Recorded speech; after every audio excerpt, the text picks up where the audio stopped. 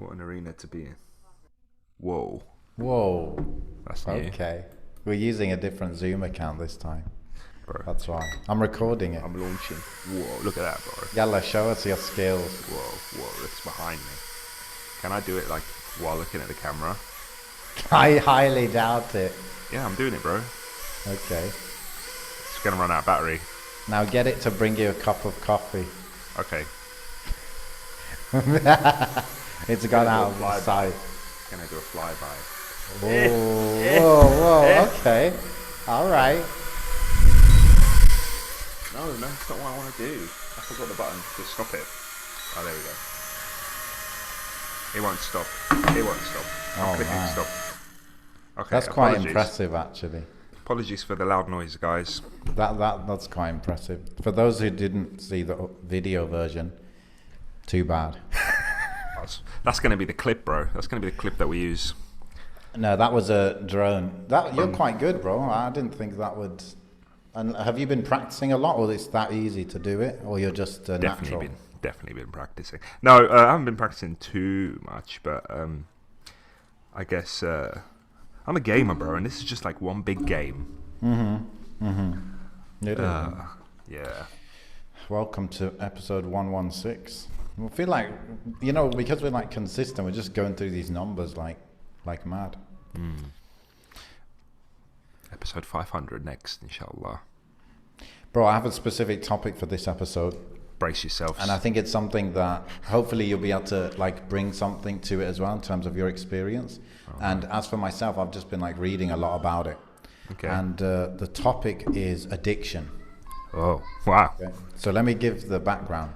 So basically what I've been thinking over the last few months is the first stage, I suppose, was I decided to write this book about, how the traits of a good Muslim man, the role of a Muslim man, like, et cetera, et cetera.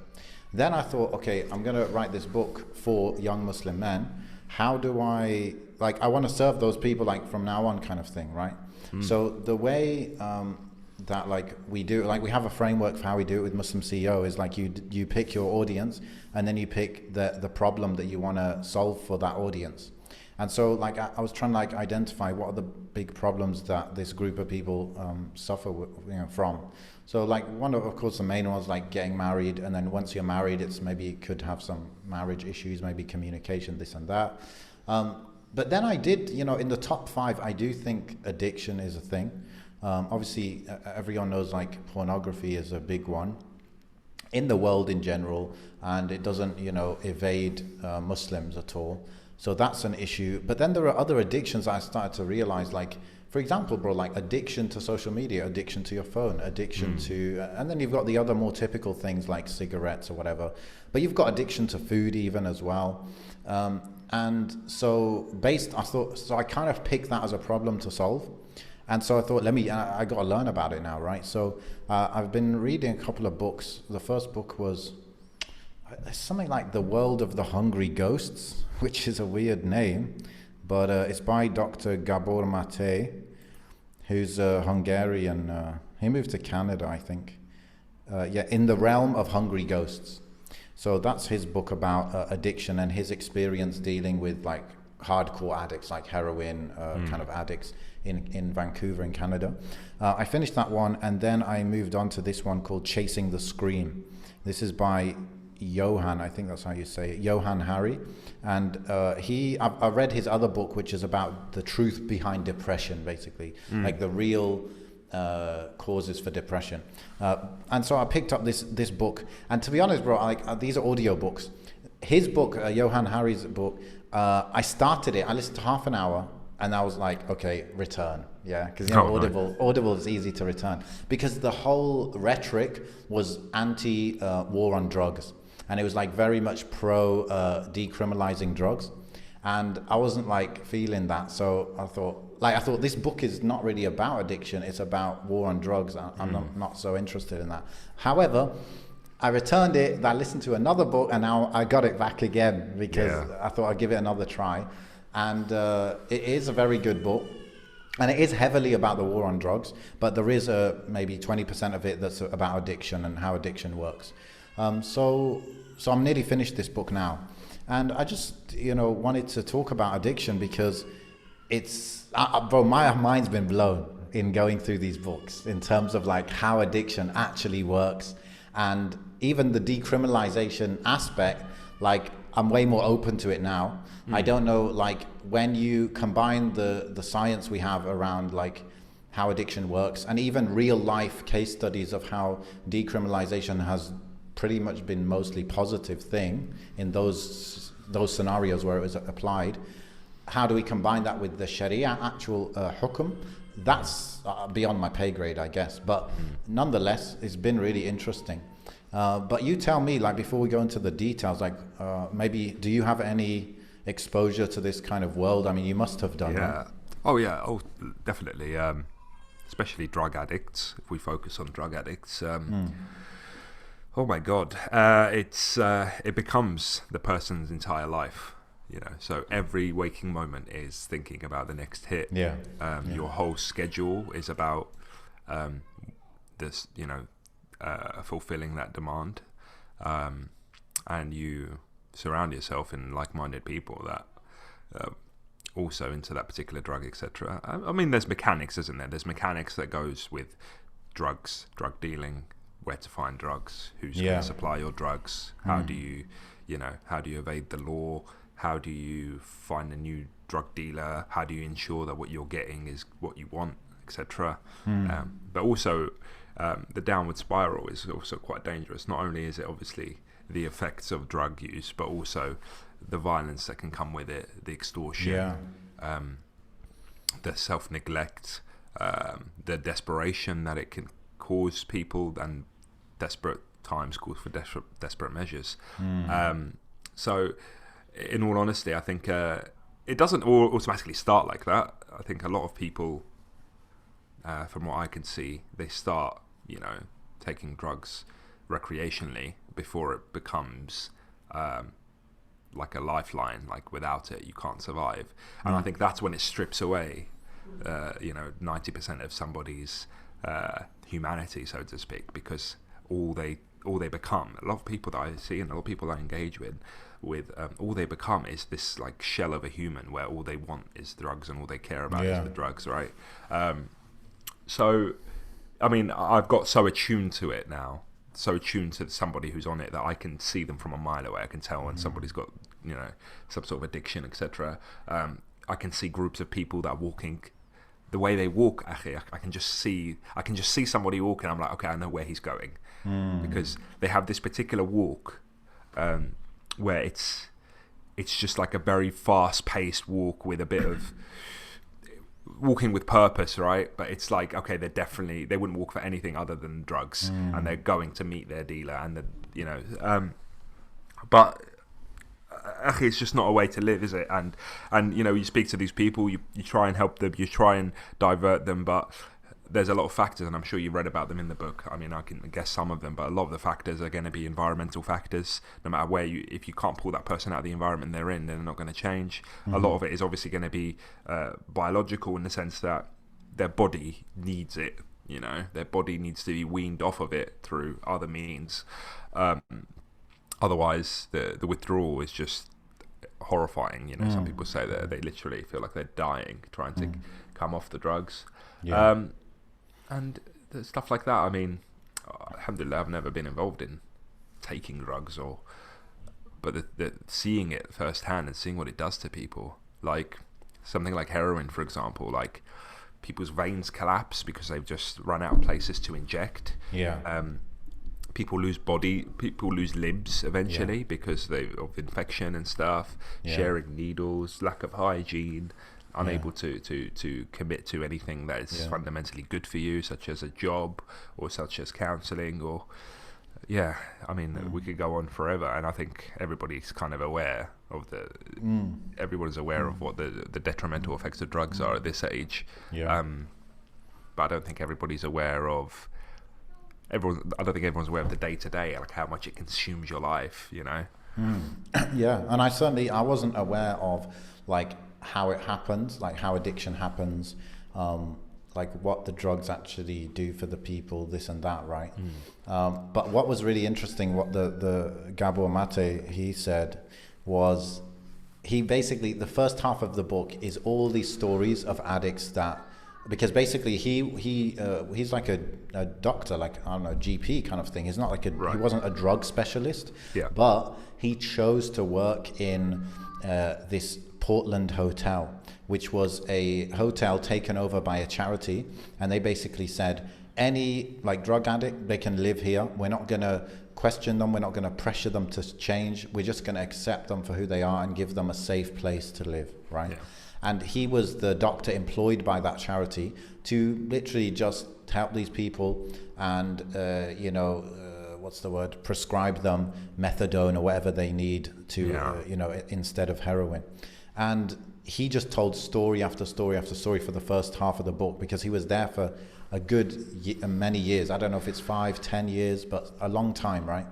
And the sad thing was, bro, like, story, whatever, this lady, her name's Emily, blah blah blah, this is her life, blah blah blah, oh, she died last month, blah blah, then it's like John, blah blah blah blah blah, oh, he killed himself last month, blah, blah, and it's literally like that. So he's talking about the how the lengths these people go to get their fix, and then he transitions into talking about like what addiction is and how it works, and he starts talking about his addiction, right? Okay.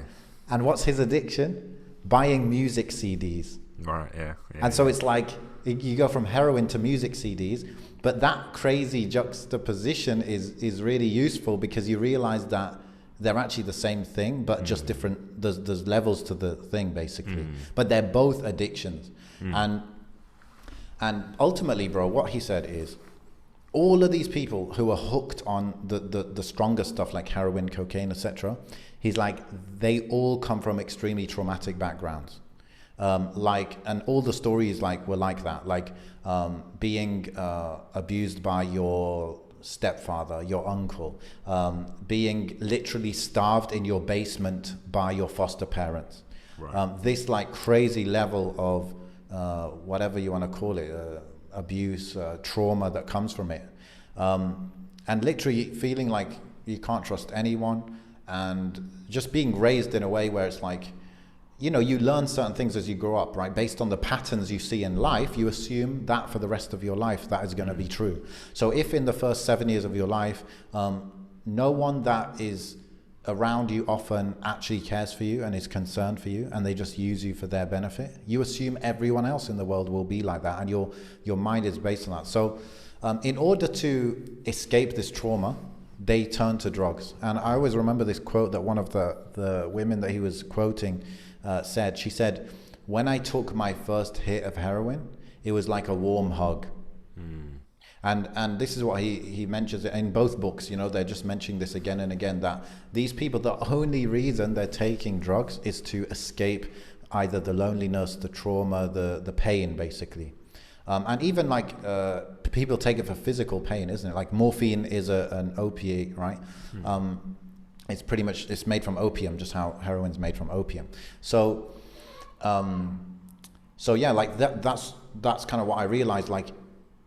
Basically they made it very clear, but I'm coming from a point of view of reading these two books, right? So maybe there are counter arguments, I don't know. It seems very conclusive and convincing in the book, but basically what they're saying is, there is no such thing as you take a drug and you just get addicted.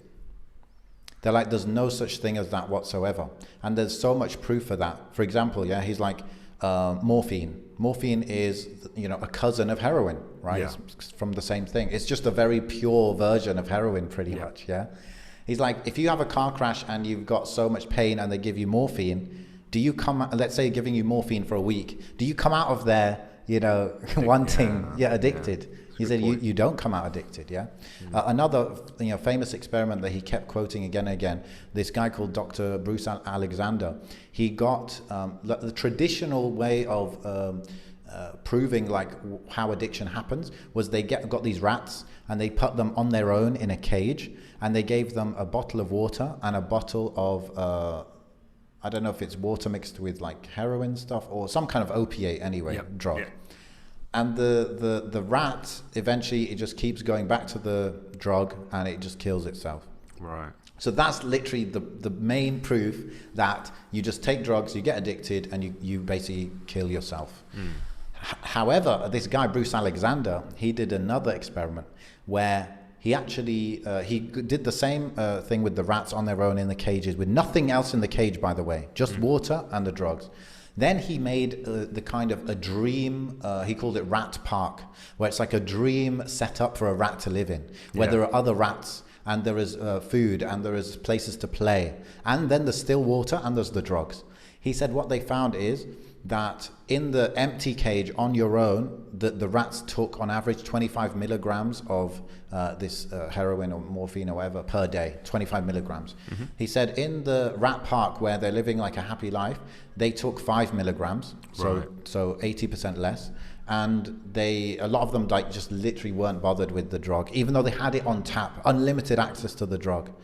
And so the conclusion they get from this is people take drugs, or at least the rats, and if we, apply that onto humans, people take drugs because of their environment, because they're trying to escape some bad thing in their environment, in their life, in their minds, whatever. And it's not the drug itself that is like addictive, it's that escape from the pain that is addictive. And that's why another example they gave is American soldiers went to Vietnam. 20% of them ended up taking opium, and you could say they became opium addicts. However, when they returned to the US, only 5% of them remained taking drugs. Like literally, it was a switch. They came back home to their families, to their homeland, and they stopped taking the drugs. Right? And so this is like, there's more than that, but this is basically what they're saying in both these books, is that people get addicted to the escape. People get addicted to hiding the pain, removing the pain, and feeling like that woman said, that hug that the drug gives her, that no other human, no other setup would give them, right? And that was the first kind of mind-blowing thing for me to know that it doesn't really work like that, where you just get addicted from, I always heard, bro, like heroin is so addictive that if you take it once, khalas, you're addicted. But you need the environmental factors along with taking it to become addictive. I think to jump on that, I think it could be the reason why there is that preconceived notion about as soon as you take heroin, you become addicted, is because you have to be at a certain point in your life to even have access to heroin. You're right. You know what I mean? So you're right. What kind of life do you live that you know the people that are going to provide you with heroin, or you're going to be in touch with a drug dealer that will get, so straight away you've already got a different kind of social sphere or different kind of lifestyle that's actually taking you to that point. And maybe that's why they say, these other drugs, these are less hardcore drugs, are gateways, because it might not be the gateway physiologically, but maybe it gets you into that world. It gets you into that world. And before you know it, I mean, you could already cut yourself off from a lot of family, a lot of friends, just by engaging in that world. Suddenly you're an outcast. Suddenly you have a void to fill. I mean, even if we were to reflect on ourselves, the few things that I could say maybe I have an addiction on, or maybe I've had an addiction, such as I don't know, let's think, whether it's video games, social media, or maybe before I was practicing it was music, right?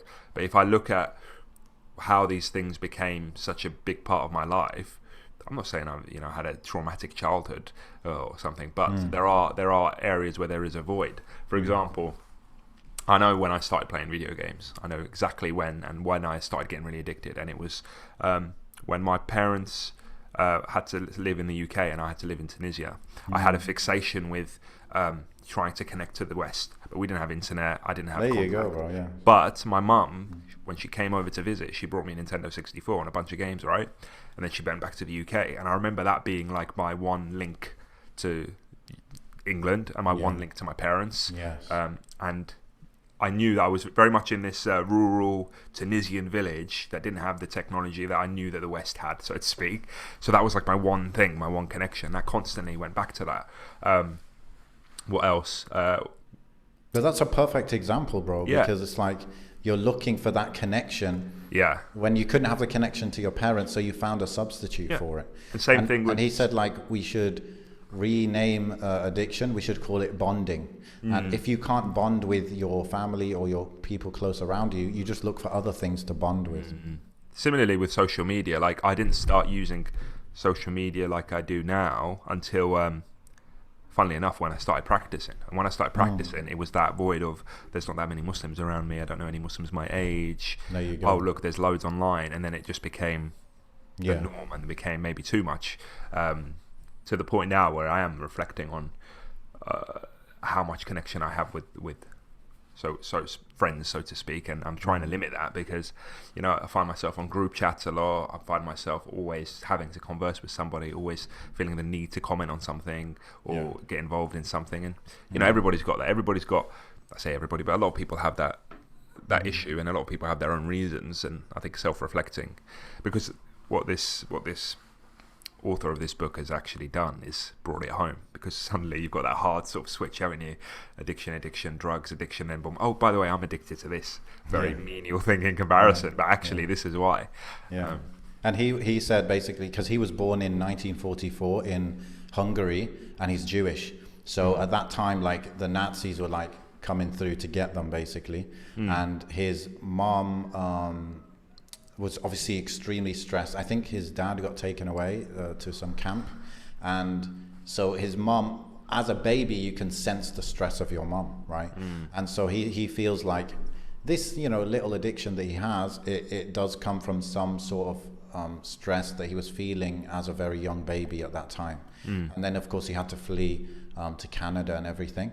But he said the difference between a passion and an addiction is the addiction will literally take over, like, basic things that you should be doing. Like, so for example, he would be delivering a baby, and in the middle of it, he would tell his assistant, whatever, oh, I'm just going to be back. And he would go and buy music CDs. He said, that's how I know that it's, it was a real, problem. And equally, he's like, sometimes my kids I'd pick them up from school, and I'll take them to like a comic book shop or something, and I'll tell them, like, I'm just gonna be back 5 minutes. He goes music shop, he comes back like 2 hours later. That's crazy. And they're like, where were you, kind of thing. And so he's like, we can't say, like, you can get mixed up between just being passionate about something and being addicted. It's like the addiction is where you're doing something wrong, but you keep doing it because you have that compulsion. Now, there is the whole thing of like, okay, what about the physical element of addiction? And he kind of explained it well, where he's like, there is addiction, which is that seeking to bond with something to escape isolation or feelings of hurt or whatever. And then there is the dependence. And he said there are two different things. The physical dependence of the drug is that whole withdrawal thing that happens where, your body starts to kind of really struggle with not having that drug in it. We shouldn't like confuse the two, basically. So people can, if they want to overcome the let's say I didn't have an addiction, but I was dependent on a drug because I was taking it purely recreationally, right? Which is, I think, very rare, but let's say that was the case. In theory, I could just check into a rehab place and get the whole detoxification, this and that. And once it's out my system, I don't know how long it takes, maybe a month or two, I would be fine. And I would never return to it because I don't have the addiction. I just have the physical dependency. It really, this is, mind-blowing for me. And it makes you realize, like, I always feel like I should give disclaimers when I'm going to mention something like pornography, because, sometimes I've been playing something in the car and it's like awkward, Okay. But anyway, when you're listening to mine eyes, you never know what will pop up. So, yeah. When it comes to pornography, like, people would say, like, to, Muslim brothers or whatever out there, like, come on, like, control your desires, fast, get married and this and that. But the truth is, it's often not from desires, nothing to do with desires. It's actually to do with this whole loneliness and connection. And it's really crazy, but that lack of connection in your life, whether it's to your family, to your friends, or you don't have like a wife or a companion, that you can kind of be close with, it can lead you to seek bonding with this thing on the screen, which is really, it's kind of crazy to think of, but that's part of it. The other part of it is like escaping your reality. And I guess, I don't know exactly, but these kind of videos, maybe they really draw you in and allow you to forget like what's going on. So to say that, no doubt there is an element of desires, I'm sure, but that's not what's keeping the person coming back, even though they hate it. What's keeping them coming back is this inner void. And so this is something to keep in mind, like in terms of if people have this problem and this and that, and hopefully it helps people to realize it's like, it's not their problem. They're not having some malfunctioning desires or this and that. It's like they have some issue that they need to try and seek, work through, exactly, and try and fill that void in the natural way, in a good way. Right? Go on. I was just going to say, but I think because we're both married now, it may be difficult to sort of put our minds back into how people feel when they don't have those connections and they don't have that ability to connect. I mean, I think a lot of people, I've read Fatwa online and I've read the questions, and you'll be listening to Mufti, for example, listen to any sheikh, and they'll get the questions sent to them from people that obviously have this issue, and a lot of it is like the same rhetoric is like, I can't get married, and people just say, okay, you can't get married, but they don't realize actually that means there's a void in other things. So it means they aren't able to make a connection with people. They aren't able to fill that void of wanting. And I think for men, and I'm sure you would agree, there's something quite special about giving yourself the purpose of, this is my family, this is what I cherish, this is what I provide for, this is what my focus is. I remember like a strong desire for me to get married was because of that, because I wanted to have a family to protect, a wife to look after, children to provide for. It's something that a man kind of craves. So it's not always, the be all end all is, sexual intercourse or sexual relations. Or yes, you're right. Yeah. I don't know if that gives someone the feeling of that. But then there's also, I mean, we can't understate the perverseness of society, the poisoning of minds to chase that kind of thing. Whether it's, maybe it's like even role playing. You could essentially role play in your mind that you are able to engage in intimacy with these, plastic women, so to speak, or these completely fake scenarios or whatever it is. And for that moment, there's a fulfillment. Superman, yeah. But it's the same with games, actually, video games. Possibly, for that time when you're in, whatever. I don't know what the latest, what do they call them? Like World of Warcraft. Role playing. You level up, isn't it? And it's like you leveled up so much in the game, and those few hours when you're in the game, you're that, whatever your username is, you're this leveled up person. Yeah. And once you switch that off, you're, loser Abdullah, and it doesn't feel good, does it? Yeah. It's all about fulfillment. Because that's what I realized with myself. It was like, it came to a point when I realized I'm not finding fulfillment in a lot of this stuff, maybe that I used to. But also, it was the quick succession of moving from one thing to another and not being satisfied and constantly chasing that like special feeling of, this is a really enjoyable game or whatever. I mean, I wouldn't say that I'm 100% addicted, but with a lot of things that we do, there's going to be some parallels, isn't there? But we have to understand as well that addiction is like literally a full spectrum. Like even things that we might consider good, they can actually be a result of addiction. Like people that overwork, and it's hard to define what overworking is, but some people that are just so passionate about something and they're just like constantly working on it, constantly trying to find time to put into it. And it might be a positive thing, whether it's building a really good business, whether it's their studies, whether it's whatever it is. They might actually be doing that because they have an addiction. They're trying to escape something, and so they're spending more time at work or they're spending time studying. But that group of eccentric people, they do sometimes like make really good discoveries or whatever. And so we kind of benefit from their addiction in a way.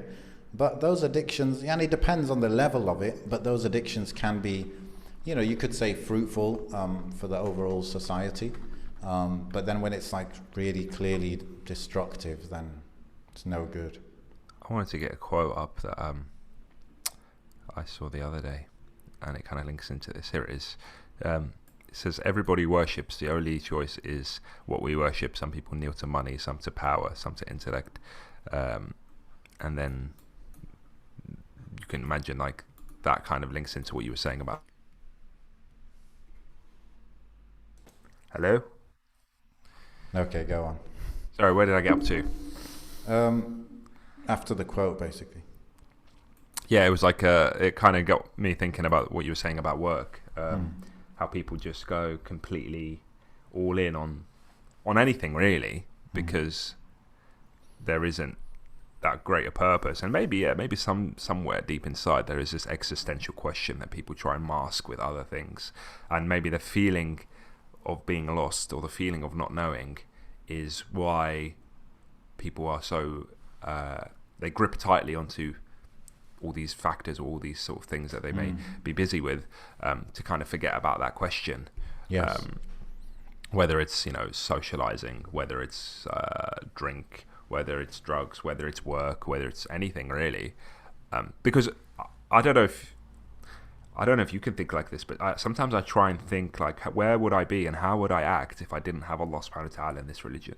Because I was watching a video the other day that I must have done when I think I did a video years ago with the Roadside to Islam, where I was talking about how I became practicing, etc. And in that video I mentioned how I felt like I was like a zombie before I was practicing, right? And like I try and put myself in that mind frame, and I'm thinking, what were the priorities? Because alhamdulillah, right now I don't go more than maybe 5 minutes without thinking about Allah in some way, shape or form. Whether that's a dua, whether that's dhikr, whether that's, you know, anything really. It's just constantly there because I've surrounded myself with that kind of purpose. But I know full well that back then I didn't have that.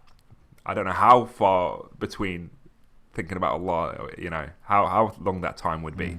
So it's like, how do people function without it? I can't think of functioning without that now, because I could just be awake at night and just think some dreadful thought could come into my mind, and I'm like, oh, you know what, alhamdulillah, actually this is what the dunya is for. This is, you know, it could be a fear of something, it could be anticipation of something, or the anxiety for something, and straight away you just quell that with dhikr. But if you don't have that dhikr, then you're just left to your own devices to figure it out yourself. You know. Yeah. You go to Uncle Heroin for some help. So, well, but I suppose that's reductionist. I suppose we don't want to be confused by thinking, you know, every single person who doesn't have faith is automatically, you know, lost and confused. But I do think that you're more prone to becoming a slave of something else if you're not already a slave to Allah. But this is interesting, bro. Like that quote, it's like the essence of, like, you know, like shirk or shirk, tawheed, they're actually very deep concepts. Like on the surface, it's like only worship Allah, right? Or okay, I'm only gonna like do sajda to Allah. But way, like, you know, there are books, and sometimes like I find them a bit like too abstract, but it's actually really true, bro. Like you need everything that Allah defines as worship needs to only be given to Allah. And that's why even in the Quran, Allah says like they love, I can't remember what Allah refers to, but let's say their idols or whatever it is, they love them as they should be loving Allah. So for example, even love, you could do shirk of love, where you love something more than you love Allah. And that's a type of shirk. Or you could say you trust on something more than you trust on Allah. That's shirk of trust, you know, or tawakkul. So there is actually so many different types of shirk. It's not just like doing sajda and doing your 5 salawat to like Buddha or whatever instead of to Allah. It's actually all of these things. And it's like if you seek your hope, if you look for hope and look for positivity and optimism outside of Allah, like you go to, I don't know, your drug or your video game or whatever to feel good about yourself, is that not a type of shirk? You devote so much of your time and attention, you're constantly thinking about, you do dhikr of where am I going to get my next hit. That's dhikr, isn't it? That's a type of dhikr. Like literally it's like the Prophet ﷺ said, you know, keep your tongue wet with the remembrance of Allah. But addicts, of drug addicts, they will be keeping their mind wet, or, you know, where am I going to get it? So it's a type of a worship, you know. And so I think, bro, it's fully fully compatible, this kind of way of thinking where, okay, everyone is, maybe this is a place where calling it addiction is not good, but we could call it worship. Everyone worships something, whether it's, you know, your work, your studies, drugs, your status in the video game world, or Allah. And I think as Muslims, we all have differing levels of how much we're devoted in these different ways. So maybe salah wise, that's fully tawheed, you know, there's no shirk there. But in my love, you know, am I fully giving Allah the love and not giving it elsewhere? Am I fully giving my thoughts, you know, are my thoughts of Allah and pleasing Allah and doing things for His sake? Or are they more like maybe dunya related or selfish related? So this thought actually leads me to think, like, it makes me realize, Yani, how I'm like slacking in this way, because like real tawheed, it's there's levels to the game. I'm not trying to put people off and say like, oh, if you don't have like 100% tawheed in all these areas, then, you know, your shahada won't be accepted. I'm not saying that. But I'm saying this is, when we think of pious people, we think of the prophets, this is what we're actually talking about. We're talking about them having 100% devotion to Allah in all these aspects. In your sajda, in your dhikr, what you think of, in what you love, in what you sacrifice for, in what you this, in, you know, in all the elements of the life. That's like the ihsan, you could say. That's the highest level. There are things for me that that remind me of addiction, such as, I'll tell you what, like, I remember when I first started practicing, right? And it was very much an overnight thing. Like, I remember waking up and I just thought, jumped on the computer and I just thought, this is it, let me just start reading. Actually, I just got so addicted to ilm. And I know I'm not talking about ilm like, you know, when people say ilm, they think student of knowledge. I'm studying fiqh. I'm talking about like basic stuff I just didn't know about. You know, like, I didn't know anything about the prophets. I didn't know anything about the seerah of the Prophet sallallahu alaihi wasallam. Just all of these phenomenal things that we take for granted now because we just think it's common knowledge. I just didn't know about. Because of that, I remember just being glued to, whether it's books, internet, lectures, to the point where, there were things that I was putting to the side, like homework, like, sleep. I was up at like late hours of the night, just non-stop, ruined my sleeping pattern, constantly reading, I remember like, just even uni, like, definitely took a back seat because I just started uni then. Uni took a back seat, and back then they say, first year of uni, doesn't really count towards much. So I was like, that's fine. I don't really care.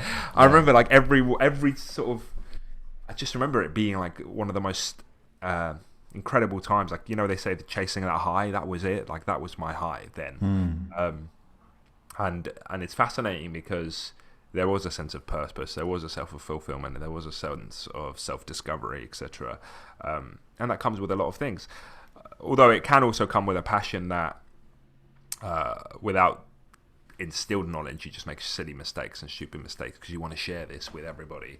So you end up going and shouting at your family, or you end up going and shouting at your friends, or being a bit harsh and stuff because you've discovered something incredible and you just want everybody to benefit from it.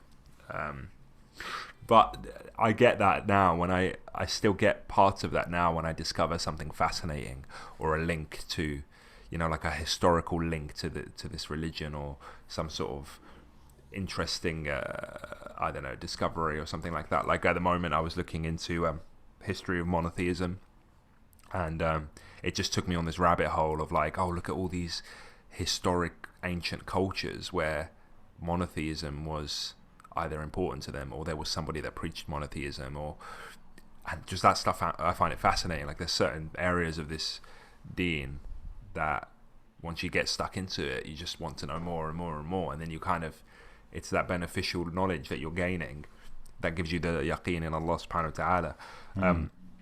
But there is always that question, like you were mentioning, it's like, do we have the khushu'? Is everything that we do worship-wise like with full tawheed?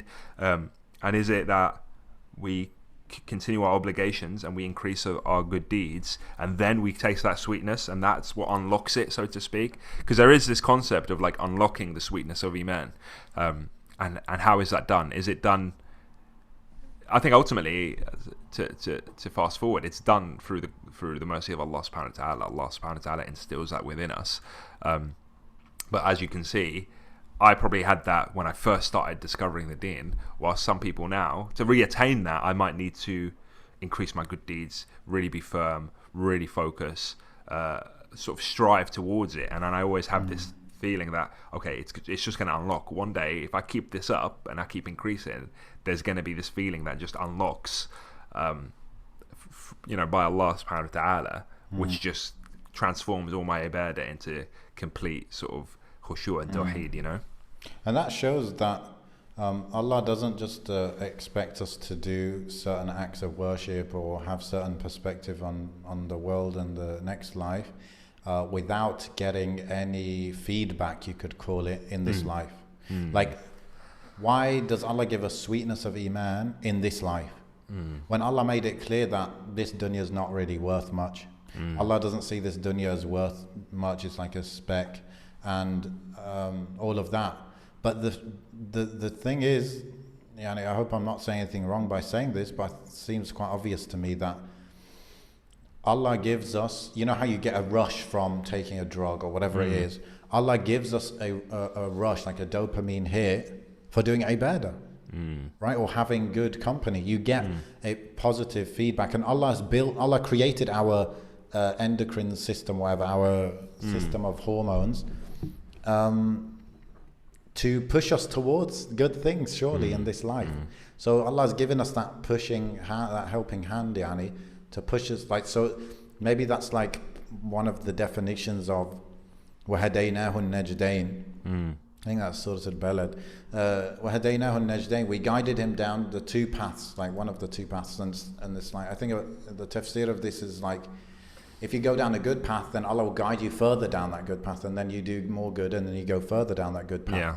And it's the feedback loop, it's like I do something good for Allah, I feel good about it, and then I do it more and more and more. And you could say, okay, but are you doing that for Allah? Are you doing it for the rush and the good feeling?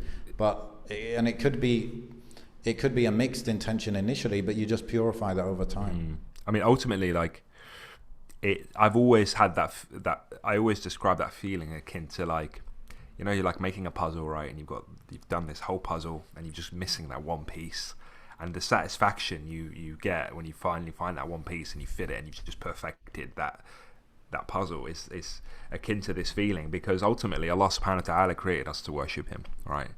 Without a doubt, that is our purpose. So it's like, imagine any sort of tool, right? You try and use a screwdriver to hammer a nail in, it's not going to work. You try and use a screwdriver to kick a football, it's not going to work. Like, but you try and use a screwdriver to screw a screw in, it just works perfectly, because that's what it's made for. And it's that sort of satisfaction that you need to sort of think about. Like, the human being in its entirety is created to do that particular thing.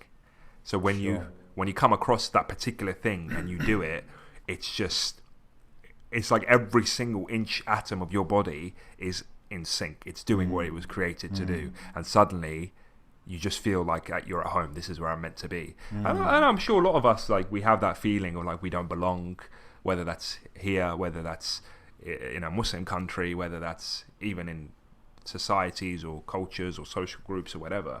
And we're always looking for belonging. But then when you're in the masjid, akhi, and you're in sujood, and it's just you and Allah subhanahu wa ta'ala, it's like, this is it. This is where I belong. Belonging, yeah. This is where I don't want to leave, Now, we have to be careful not having a secular view of the world where we're like, like the whole dopamine system and motivation coming from there, oxytocin, this and that. We shouldn't forget that Allah made that. Yeah, yeah. And sometimes I think we think like that is science, and like science made that or something. Yeah. And then Allah made like Islam. No, Allah made the biology as well. Yeah, yeah. Now let me ask you, because this is something heavily talked about in these books, and they're pretty clear that they are pro decriminalization of drugs, right? So just to explain what that means is, For example, they were talking about in Liverpool in the 80s or 90s, they did an experiment where they allowed addicts to come to a medical facility and get their drugs for free. They just come, they're an addict, and they give them fresh needles, and then they can have their heroin or whatever it is. Yep. And what happened was, firstly, the drug dealers just kind of disappeared because they had no customers. Yep. And people's, all the infections you get from reusing needles and injecting. And this is the messed up thing, bro. Like, how much of the heroin that you buy is pure heroin? Like, it's mixed with who knows what. Yeah, of course. And that's where a lot of the, I think, injuries come from, right? Where some people end up literally injecting cement into their artery. Rat poison. Yeah. So how much damage is that doing? But they go to these places, they get pure heroin, right? Because there's actually regulation in place, unlike in the illegal world. Yeah. They get the pure heroin, they get their fix. Yes, they're still addicted. Yes, they have a physical dependency on it. But these people who were, in this kind of experiment they did, these people had families, they had jobs, and they were kind of getting on with life. And they kind of made it sound like there were no downsides to the addiction. That they were addicted, yes, but as long as they had their fix, they were like fine. And they were acting like all the physical negative consequences of addiction actually comes from like reusing needles and injecting messed up stuff. And I don't know if that's true. I mean, surely there would be, like, for example, alcohol. Alcohol is regulated and everything, but it still destroys your body. So does heroin not destroy your body if it's pure and clean stuff? I don't know. But point is that it seemed to work really well in terms of the people were fine. They weren't going good. And he said, like being a drug addict, it's like the biggest multi-level marketing scheme or Ponzi scheme on the planet, because it's like, you need money for drugs, and so you're incentivized to sell drugs to people so you want to convince other people to take drugs so you can sell to them. So it becomes like everyone's trying to sell drugs, and then they get addicted, then they try and sell drugs, and then they get addicted, and then it goes on from there. And not to mention that you get whatever amount of drugs, you cut a little bit off and mix it with some stuff, and then you sell that on, and you keep the rest for yourself to use. So you're just constantly diluting it and mixing it with who knows what. And so many problems come out of this, right? Not to mention all the drug gangs and stuff, right? Not to mention people stealing to support their habit, people getting into crime for it, and prostitution, stuff like that. So what do you think, bro, from your background? Is it that black and white? Like, I think, for one thing to clarify, I think is like, because you mentioned about drug dealers using drugs, I think it's very, very rare you'll ever find a drug dealer that uses hard drugs like heroin. A drug dealer will sell heroin, but he will never use it. They will use like cannabis and stuff, and that's more on the recreational side. But what about like the just individual users, like the addicts? So what can happen is that it's a form of entrapment, and it's a form of forcing somebody to work for you, right? And using them. So, for example, let's say you're a vulnerable individual and I'm a drug dealer, okay? I'll come to you and I'll say, and I might come from out of town, I'll come to your city and I'm like, I'll go up to Turkey, right? And I'm like, right, I want to start up an enterprise in Turkey. I need to find somebody who's into drugs or who could benefit off these drugs. Hey, Amin, would you like some free drugs? Yeah, of course, I'd love some free drugs. Awesome. Right, I'm going to give you these free drugs, but I need to bunk in your place. I need to use your house. I'm going to chill with you. Yeah, of course, anything. I just want the drugs. Yeah. And then I start giving you free drugs. And then I start withholding, right? And when I withhold, I've got more control over you. I'll be like, okay, instead of putting myself at risk, I want you to go and take these to your friends. You're not necessarily a drug dealer yourself. I mean, you are, but you're clearly under duress in a particular way.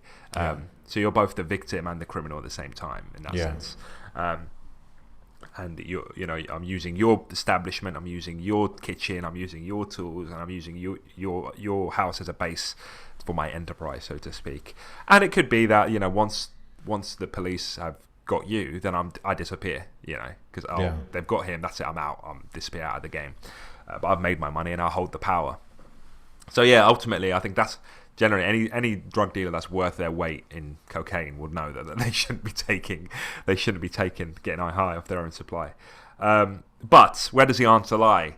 I think the example you've given, I don't disagree that there is benefits there. I think, yeah, of course, if it was decriminalized, then the criminal side of things would completely disappear. Yeah. And then you would just have people that are not putting themselves at risk. However, I think that the societal that what happens is that there'll become a societal shift and acceptability to drugs because it's all fine, right? To the point where you have basically a doped up society.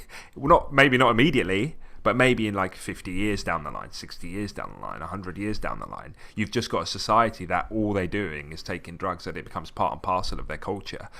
Look at Amsterdam, for example. They speak about Amsterdam because it legalized weed, etc. in Europe. But like that's why people go there, and it gives you the impression that everybody there is just high all the time. Obviously, I don't know, and maybe that's a reductionist point of view. But could you imagine with so much variety of drugs that are all criminalized and so much? It could just be as simple as having a coffee. It could just be as simple as taking a bath to relax. It becomes so ingrained in culture that you don't know what society looks like after that. You don't know what society looks like when a huge portion of it is just hooked on this sort of stuff. But then you've got the criminal side of things. So let's say we went down the route of more criminalization.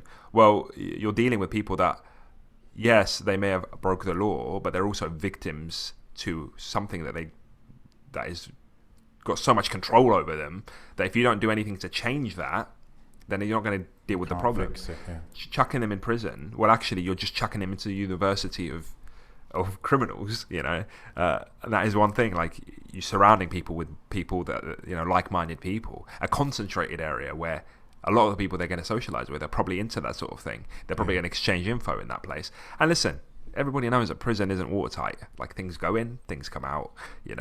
People can be bribed, so it's not a watertight solution. And the solution is somewhere in the middle. All of that money that we're using, for the criminality could be used in the rehabilitation, but not so far in the rehabilitation that it's fine for everybody. I think the key of rehabilitation is the really intense focus on the individual. You can't grab an individual and chuck him in a program where there's loads of other drug users that are trying to get off at the same time. Because actually, I see it with my own eyes.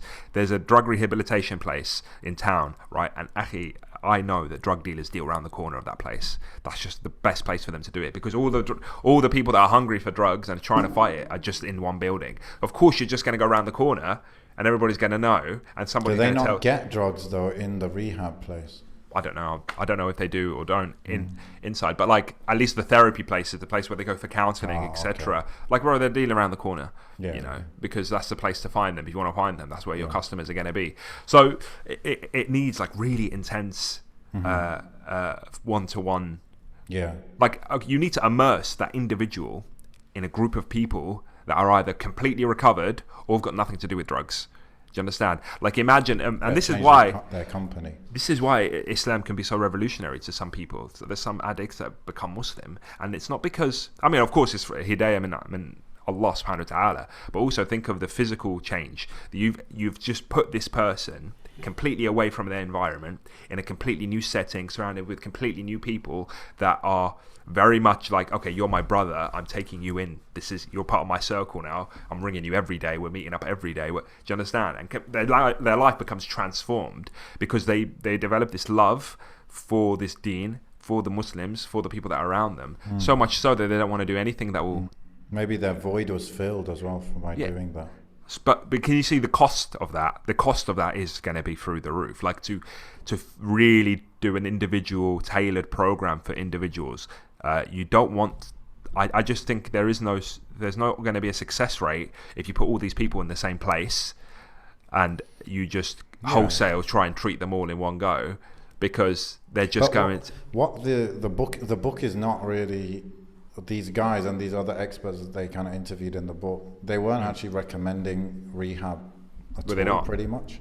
They were saying the most people, 90% of people that are on the hardcore drugs, they are not going to stop. Okay? Because they're doing these drugs because they've had such traumatic pasts. that they're trying to escape, they're trying to heal their wounds, they're trying to whatever, cover the pain, right? Yeah. And so therefore, the best thing we can do is give them the drugs in a safe, clean way. Yeah. And just accept them and try and fill that void.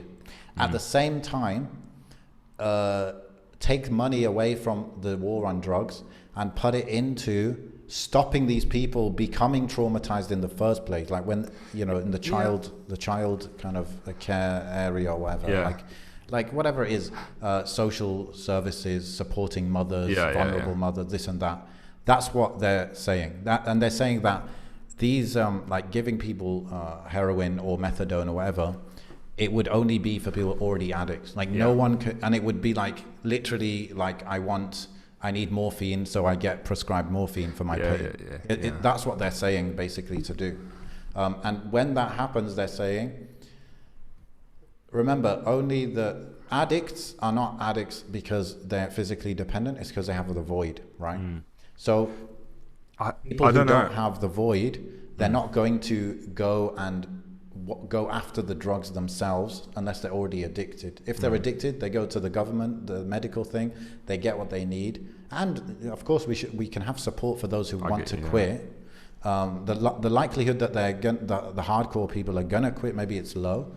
But what that means as well is all the criminal side should evaporate because so I don't think, I would definitely not advocate for the Amsterdam model where there should be no recreational element to it whatsoever. It's purely a medical thing where these people, they're ill if you like, and therefore they need certain medicine, and the medicine is the opium, right? And only addicts would get it.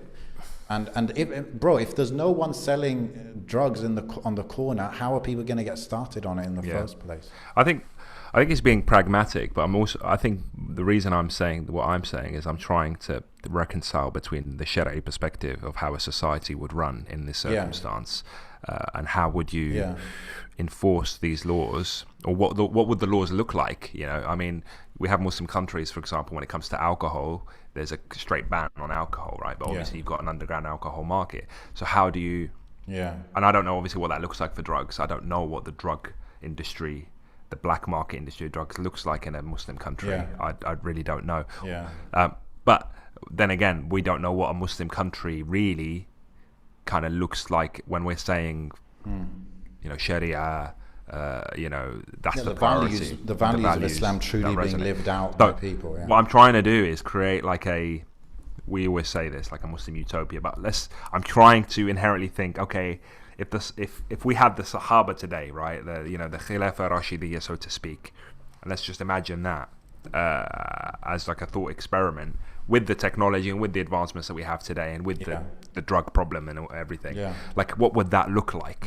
What would that look like? And this is why I'm saying, like, you can't not have the criminal aspect, but also I think maybe the criminal aspect should focus on the people that are dealing it. However, I've seen this defense, right? I've seen that, like, I know firsthand experience of, not firsthand, that's not wrong, that sounds like I've done it, but I've spoken to somebody before, right, who went to prison for drug dealing, okay? But to get a lighter sentence, right, they knew they were going to go to court or something along those lines, so they started taking drugs beforehand, even though they'd never taken these drugs before, to then argue that they also were addicted and they also were.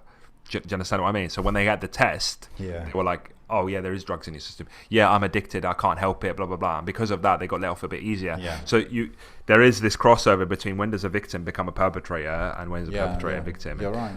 I suppose you would need, like, look, if we have because right now there's no infrastructure in place for someone who's genuinely addicted and they want to quit or they're not happy with that lifestyle.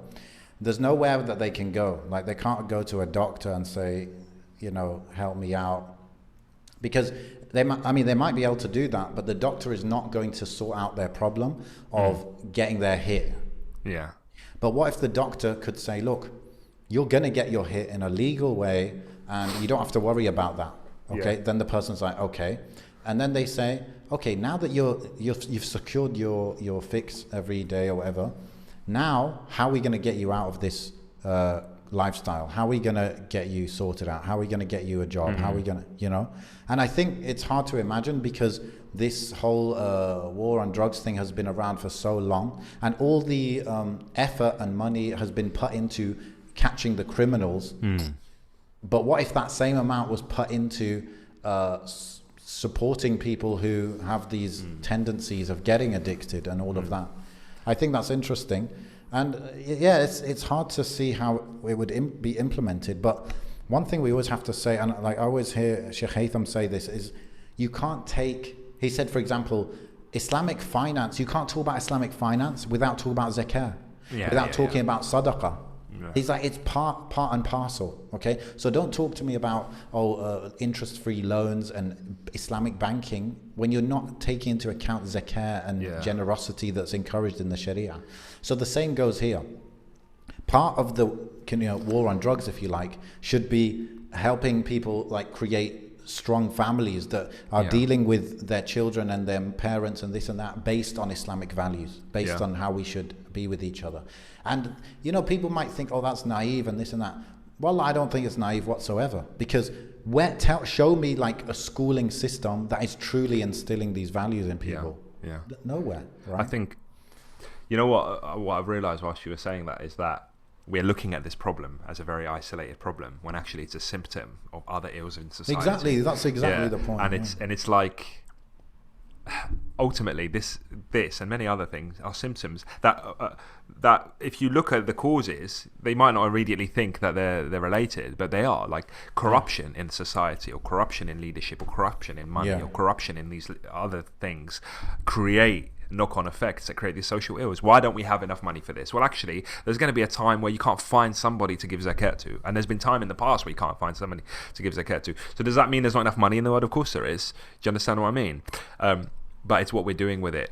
Once again, it's like, okay, we can't find people, like we said, I said about the focus, like the really detailed focus on rehabilitating people. We can't find the people to do that. Number one, it's a financial thing. You can't find the money to do that. But number two, how many of us, myself included, obviously, are volunteering, are doing more, are trying to take time out to benefit society? And do you understand? And that's another thing.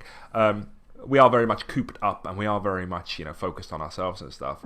But if you would imagine it, if you had a framework of society that really implemented Islam how it should be implemented, then number one, the trauma and the causes that might turn up wouldn't really necessarily turn up. But when they do turn up, you would have a society that is so focused on benefiting their neighbor that these things would be eradicated before they could really take hold, because people would be concerned. Like you had concern at the time of the Prophet ﷺ that he would know that there's somebody that isn't turning up at the masjid. Where is that person? Let's go and check on him. I have friends that get sick all the time, and I don't even know that they get sick. And when they do get sick, I don't even go and visit them. I send them a message and that's it. And I know it's, people probably think it's like a broken record, but we keep going back to it, don't we? We keep going back to what Allah subhanahu wa ta'ala says, that society won't change, Allah won't change the condition of a people unless they change themselves. And ultimately, like, it's the long battle and it's the uphill climb, isn't it? Of, okay, I'm going to try and do more myself. I'm going to try and better myself. And people don't want to hear that. People want quick fixes. But ultimately, the human race itself is like clockwork, and something you can do here can have a butterfly effect across the world. Whether even khair, you could give a charity here and it can obviously have a butterfly effect across the world. You can send a good word here and it can have a butterfly effect across the city. People underestimate it, and it's obviously all through the will of Allah subhanahu wa ta'ala. But there's also that as well, akhi. There's the hidayah from Allah subhanahu wa ta'ala that comes down through His will, and it comes down to those that He believes deserves it. So if we are striving, and even it doesn't make a logical sense. Some people, they just can't compute how X equals Y, right? But if you just strive, like Allah subhanahu wa ta'ala told you to strive, things rectify themselves, honestly. Actually, I've tried to take a focus on my character recently, right? Because I've realized that I've fallen into too much banter, too much I don't know, parring, like insulting my friends and stuff, like back and forth joking and stuff. And I've realized, that's not what I want to be. That's not who I want to be. There's people that I see, people of knowledge I see, and I'm like, I want to be more like that individual. I want to emulate their characteristics. And I've tried to rectify certain aspects of my character and my life. And I already see the benefits within my family. Just just because I'm doing it, just because maybe the leader of this household, I'm trying to better myself character-wise. You know, I see the benefits in my kids. I see the benefits in my wife. I see the benefits in all those that are under me, so to speak, and I'm responsible for. Just because I'm trying to fix myself. And imagine that on a grander scale, you know. And if each one of us could really focus on doing that and constantly hold ourselves to account, then our sphere of influence would change, inshallah. But it's difficult. I mean, what I wanted to mention earlier, actually, which we haven't actually maybe addressed in this whole topic, is that Allah subhanahu wa ta'ala says to us that we need to take shaitan as an enemy to us, right? And no matter how much you want to focus on your connection with Allah, focus on your khushu', focus on your tawheed, focus on your ibadah, and be getting closer to Allah and shunning all of these things away, right? And wanting to become addicted to this deen, so to speak, you will have shaitan constantly coming to you and constantly whispering to you. And we can't underestimate that, because it's a fact that shaitan will try and tempt us with these things that often are a slippery slope to addiction, you know. And it's about recognizing when you have those voids, because we definitely do from time to time incur voids in our life. Maybe we lose something, or we're tested with something, and do we double down on our religion in those moments, or do we get tempted to, like, okay, I know, and I can say this, you know, fully well, that I know that I've had times in my life where I've been sad, or I've lost something, whatever, and out of the blue, bro, you just get this temptation of, I want to listen to a sad song because that's what I used to do, right? And I might not have listened to music in years, but why is that coming to me now, you know? And I could easily just do that, because how accessible is that stuff to us now, you know? We're talking about drugs, but yeah, like this doctor was saying about buying a music CD, I could just download one digitally, and there you go. But then that just leads to one thing and leads to another, and doesn't have a fulfillment. And suddenly, before you know it, when was the last time you picked up the Quran, and how addicted are you to music again? You know, and that's what I mean about shaitan's whispers. They can be very subtle. As Allah says, ما أصاب من مصيبة إلا بإذن الله ومن يؤمن بالله يهدي قلبه. ما أصاب من مصيبة. No calamity befalls someone except that it's the will of Allah. And whoever believes in Allah, Allah will guide his heart. So it's kind of like what you're saying is, when that hard time hits, Allah is saying that if وَمَن يُؤْمِن بِاللَّهِ, whoever sticks to their iman, then Allah will guide his heart. You know, I think it's the only time in the Quran where Allah specifically says guide his heart. So that's the correct reaction when a musibah, when a calamity kind of hits you, you know. It's the doubling down, akhi. The doubling down on our religion is, you know, when we're comfortable, it's fine, and we're like, yeah, I believe in Allah subhanahu wa ta'ala. Although we need more gratitude. Yeah. Of course. But then as soon as that test comes, I know it myself. I know it in myself, because I know that that's what I used to do when I wasn't practicing. Yeah. And I'm still fascinated to this day that it happens to me now. You know, I'll openly talk about it because I know it's a temptation. I haven't acted upon it, but I'm always fascinated with, you know, shaitan confuses your own voice with his, or vice versa. You know, you hear that voice thinking it's your own thoughts, but you have to actually step back and be like, whoa, that isn't even me talking, is it? Yeah. You know, that's something completely different. That's awareness, yeah. And having that awareness and having that realization that no, this is it. This is what Allah was talking about. He's testing me right now. I need to double down on my religion, and that's what we want to do and what we strive to do. And honestly, when you do that and you're consciously aware of that, and you do double down, suddenly the fruits come. The fruits from Allah subhanahu wa ta'ala comes, and you become stronger in your faith, and you do taste a bit of that sweetness, because you're like, oh, this is what it's about. This is what the dunya is about, you know. Yeah. Maybe if we were to rename the podcast, we could call it 1311. Whoa, what's that mean? So Surah Al-Ra'd is 13, and the ayah is 11. Boom, good name, but too late. Cryptic. Too late. You put it as a canvas in the background. Like a Photoshop, bro. Virtual green screen. After Effects. Yeah. Yeah. Right. Should we wrap up, bro? This is addiction, man. This is the addiction episode, man. Yeah. Anyway, these books, I would recommend them. Although, of course, you have to, you know, in terms of some of the things that they are recommending, we have to obviously filter it with, you know, is that absolutely the right way, and this and that. I know I was really opposed to this decriminalization thing before because I read about what they did in Portugal, where they decriminalized, I think all of at least the hardcore drugs. Yep. And they're supposed to have like really good effect there. Yep. But yeah, sometimes I feel like there's an agenda. When I was reading this article about it, I was like, yeah, there's an agenda. These kuffar, they want to put drugs. They're okay with drugs. But I don't know. When you look at the science as well, it's quite convincing. Yeah, I mean, I think with all societies, non-Muslim societies at least, or even maybe Muslim ones, it's like the argument, like two wings of the same bird, isn't it? Like you either lean this way or that way. You need to get off that bird completely, you know, because once again, you either lean towards the criminalization and it's like, okay, let's go hardcore, let's put fear in people's hearts that they can't do this, or we lean towards the legalization, which then creates room for everyone being like, well, I want to access drugs. I'm not addicted, but I want to access them. So why is it exclusive just for these people? And I have my rights. The first way is proven to not work now. I think we can say that. And he took a long time to talk about Mexico because, you know, the drug cartels pretty much run the whole country there. And he said over a 5-year period, 60,000 people were murdered because of either drug cartels, either the war that goes on between them or against the police, the army, this and that. 60,000, like 12,000 a year or whatever. I think it's a bit more than that. Yeah, per year. And the way they kill people is nuts. I mean, I'm sure you've heard about this. Like literally one cartel will cut a guy's head off.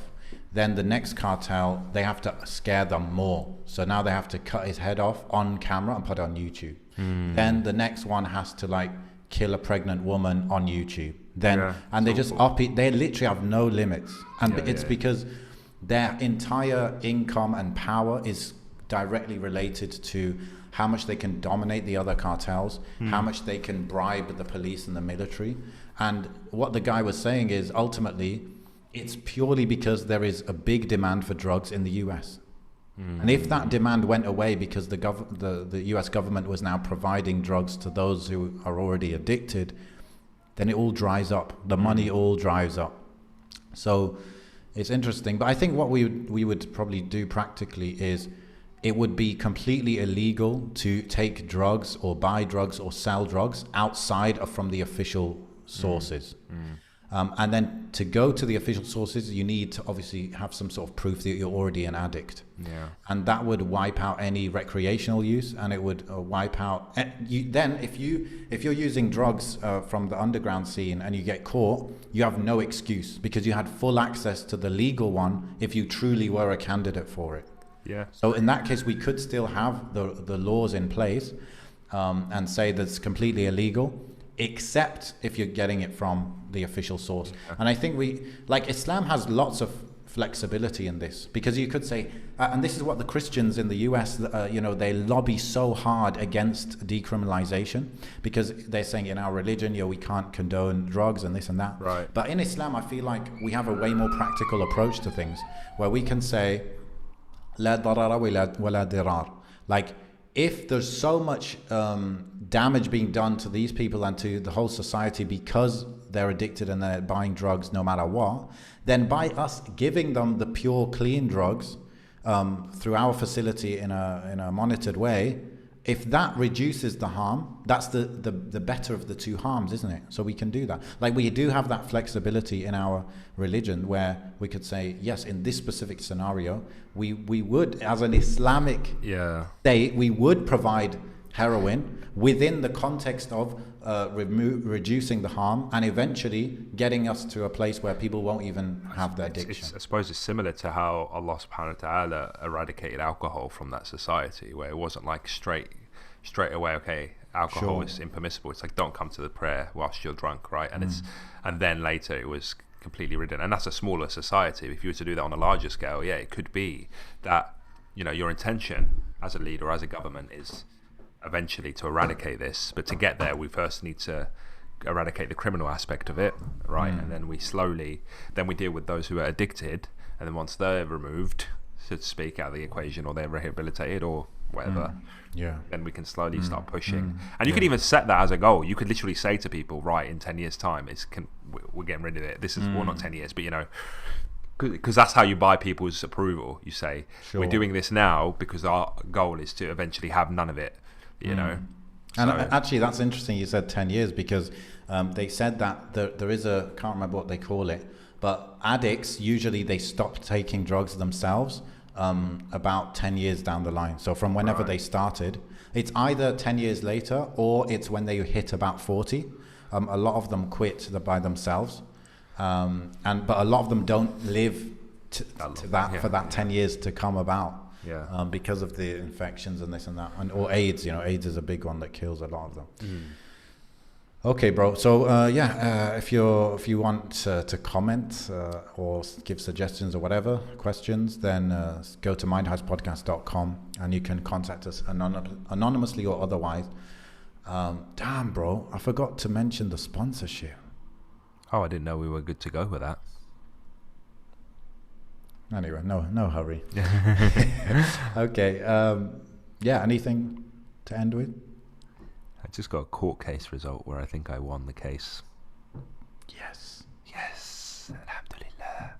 Bro, may Allah rectify us and make us role models for society and for those around us, and make us beneficial to the people, you know. I mean. You know what, bro? Actually, something that's on my mind, so I want to share it with you. I'm going through this like Islamic studies course thing, right? And one of the things we have to do is watch this series. It was a pre-recorded series by the Shirk, and he's just like in a majlis chilling with young people, like, I don't know, let's say 25 and under. Okay, some of them are like maybe even 60 in that kind of age as well. And it's a very much like workshop approach. It's not a lecture approach. So, and the topics are very much like very practical topics. So the first one I watched was about thabat, or like steadfastness. And literally it's not like, okay, in Islam the definition of a steadfastness is this. And Allah says in the Quran, he mentions steadfastness here and here and here. It's not like that at all. He just starts to think, he's like, so what do you think steadfastness is? How do you know that you're steadfast? This kind of approach, I don't know if you've ever been in a session like that, like whether a workshop or a classroom, where it's extremely interactive and the teacher's almost facilitating for you to explore the idea rather than them telling you what to think about the idea, okay? Now, I was watching and I thought, this is really good. And I thought, every single Muslim, especially young Muslim, should do this in their community.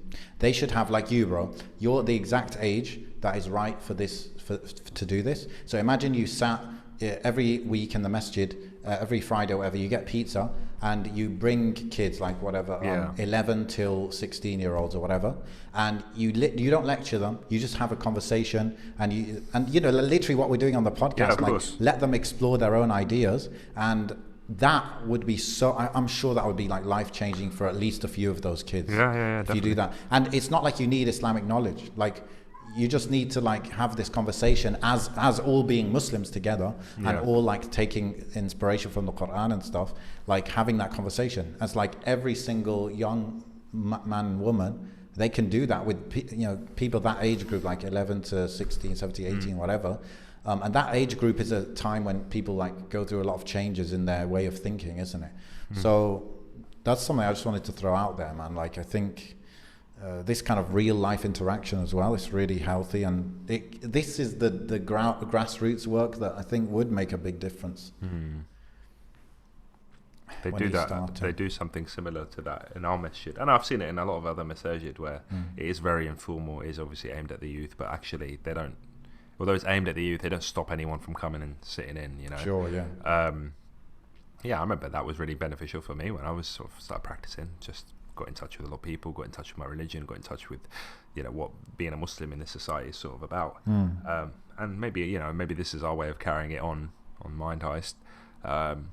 But yeah, just having those discussions, being open about your religion and being open to just remind people about Allah in a generally informal way, not always a strict lesson or a strict lecture, so to speak. But it's just about getting that conversation going and that awareness and consciousness always being there, But alhamdulillah, may Allah rectify us, bro. I mean, All right. سبحانك اللهم وبحمدك أشهد أن لا إله إلا أنت أستغفرك وأتوب إليك. السلام عليكم ورحمة الله. وعليكم السلام.